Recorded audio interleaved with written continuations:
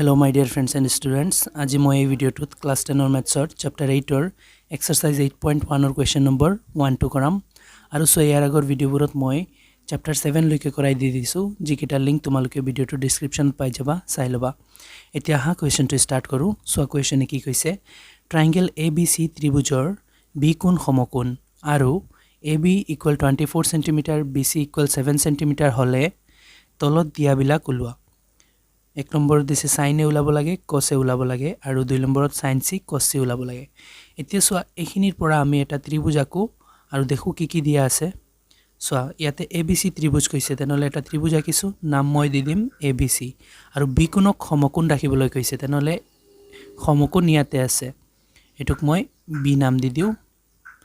B কোণটো সমকোণ হৈছে এতিয়া কৈছে AB হৈছে 24 তেনলে ইয়াতে মই A ৰাখো AB 24 cm দিয়া আছে আৰু কৈছে যে BC 7 cm তেনলে C ইয়াতে ৰাখো এই BC টো 7 cm দিয়া আছে এতিয়া আৰু দিয়া নাই তেনলে সোয়া AC বাকি আছে তেনলে AC টো আগতে উলাই লম মানে এখিনি কৰাৰ আগতে AC টো মই উলাই লও তাৰ পিছত এখিনি সলভ কৰিম এতিয়া সোয়া এটো হৈছে সমকোণী ত্ৰিভুজ আৰু সমকোণী ত্ৰিভুজৰ যিকোনো দুটা বাহু দিয়া থাকিলে তৃতীয় বাহুটো আমি উলাব পাৰো পাইথাগোৰাছৰ সূত্ৰ ব্যৱহাৰ কৰি পেলাই তেনলে ইয়াতো মই পাইথাগোৰাছৰ সূত্ৰ ব্যৱহাৰ কৰি পেলাই এই কৰ্ণটো উলাই লম সো এটো ভূমি এটো লম্ব আৰু এটো কৰ্ণ তেনলে সো পাইথাগোৰাছৰ সূত্ৰ মতে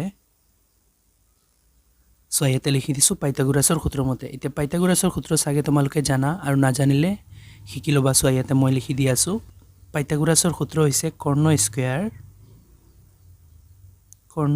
স্কয়াৰ ইকুৱেল লম্ব স্কয়াৰ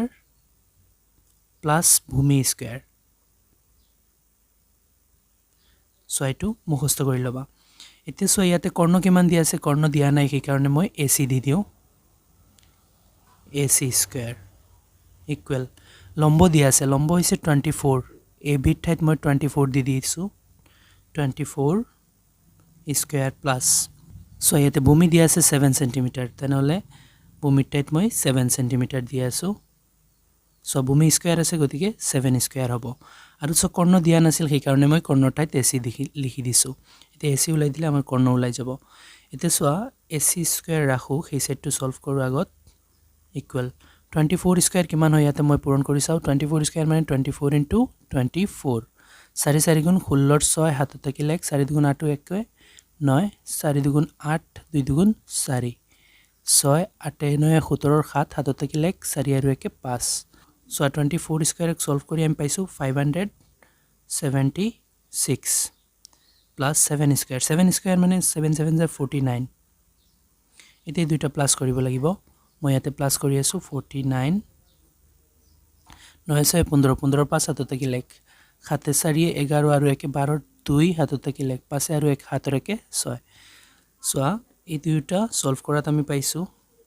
AC square likhilo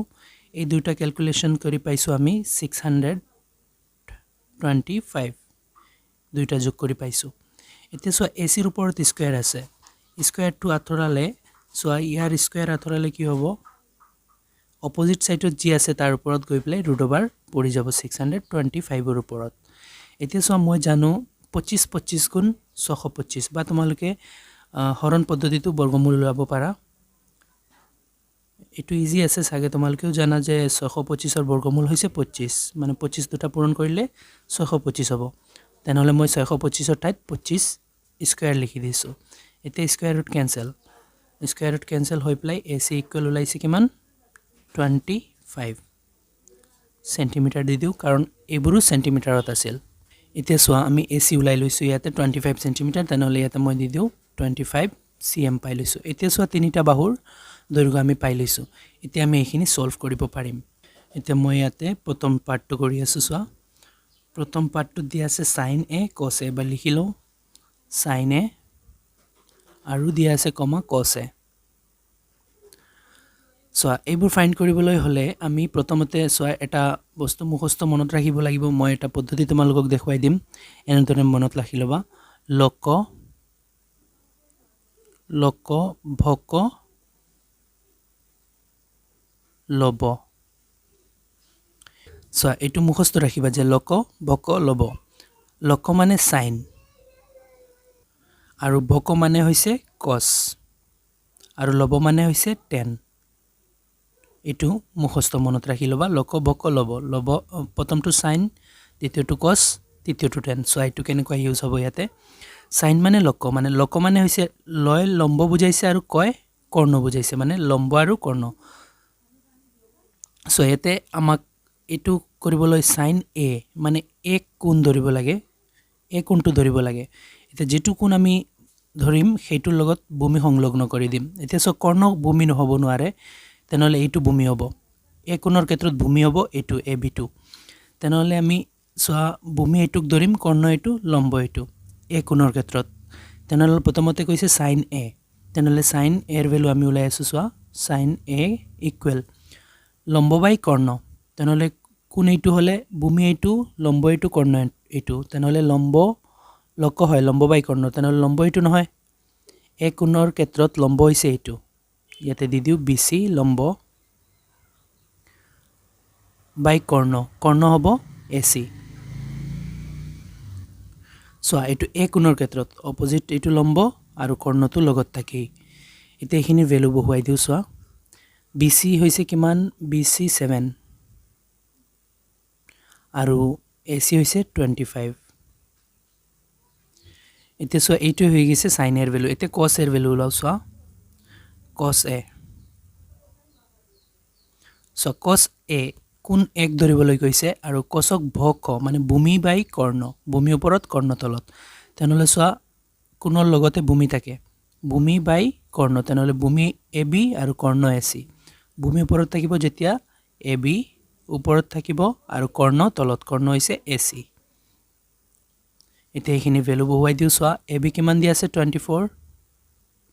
আৰু ac কিমান দি আছে ac হৈছে 25 এতিয়া এটো হৈ গৈছে সো ফার্স্ট বাৰত sin এ আৰু cos এ কৈছে তেনেহলে sin এ উলাইছে 7 divided by 25 cos এ উলাইছে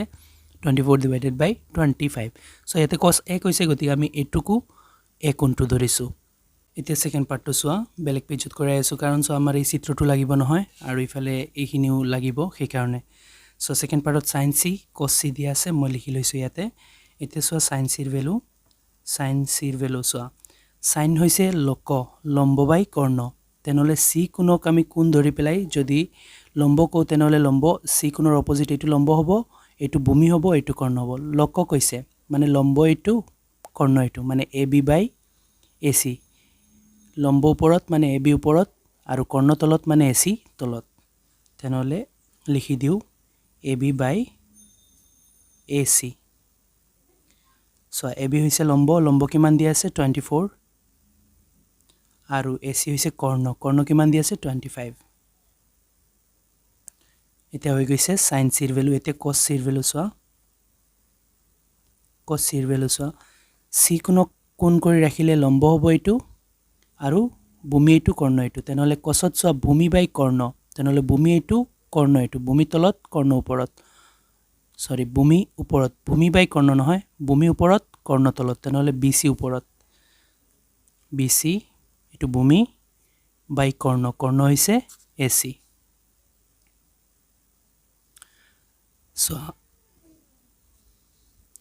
সো ইয়াতে bc ৰ ভ্যালু দিয়া আছে 7 আৰু ac ৰ ভ্যালু দিয়া আছে 25